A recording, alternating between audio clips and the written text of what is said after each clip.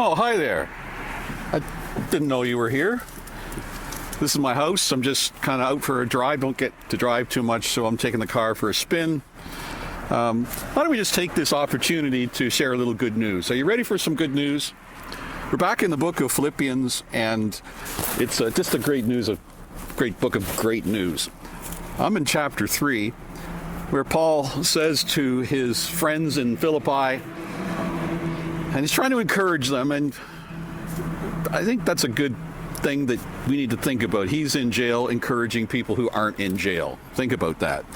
He says, "Further, my brothers and sisters, rejoice in the Lord." You know, it's really important that we never forget that when we relate to each other, it's not just friends or colleagues or even co-laborers, but we're brothers and sisters. What God has created in the church is a family, and that has a lot of implications. And so as much as possible, why don't you call me Brother Bob sometime? I think I'd like that. Or sister, not me, but my wife, Sister Eleanor, or auntie. Those are great terms for the family of God. So he says, "Further, my brothers and sisters, rejoice in the Lord." It's no trouble for me to write the same things to you again, and it's a safeguard for you. What Paul is saying is that if you're not intentional about rejoicing in the Lord, you're on dangerous ground. Because all around us, we have reasons not to be thankful, not to be happy. He says, this is an imperative. This is part of your Christian faith. You worship, but he also says, you need to rejoice. It's no trouble for me to write. In fact, I'm not apologizing for this. That's what he means. Don't give me this nonsense that you don't have reason to be rejoicing. It's a command.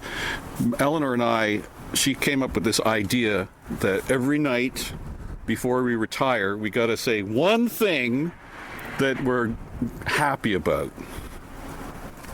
It just could be anything. Went to Swiss Chalet, was happy about that. Could be anything. And you can think of something too. From God. God is in all that. Then he says, there's an enemy to this whole rejoicing thing.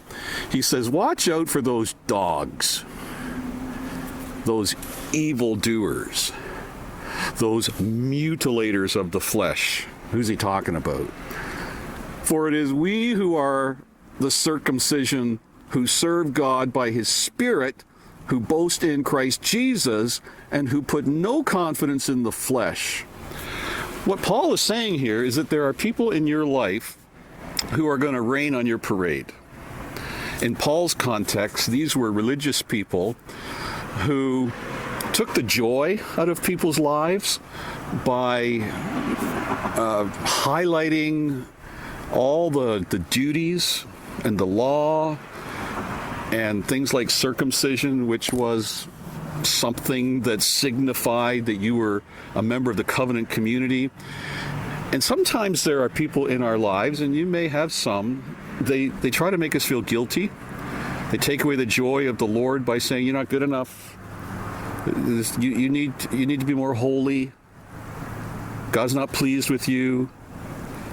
And Paul says you want me to read it again?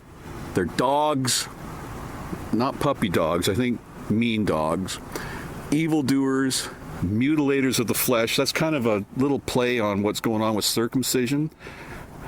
In their case, it had nothing to do anymore with the sacred rite with great meaning, but Paul says the way they do it, it's just mutilation.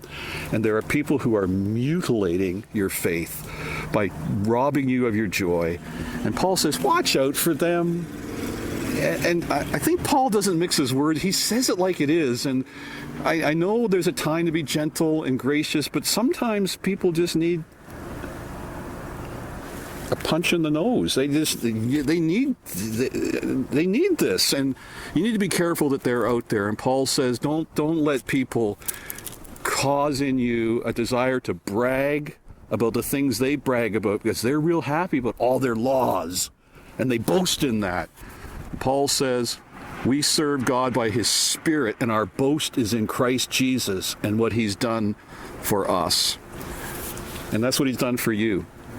That's a little good news for today. Thanks for being here when I drove up. We'll see you again next time, God willing. God bless you and have a great day. Bye-bye.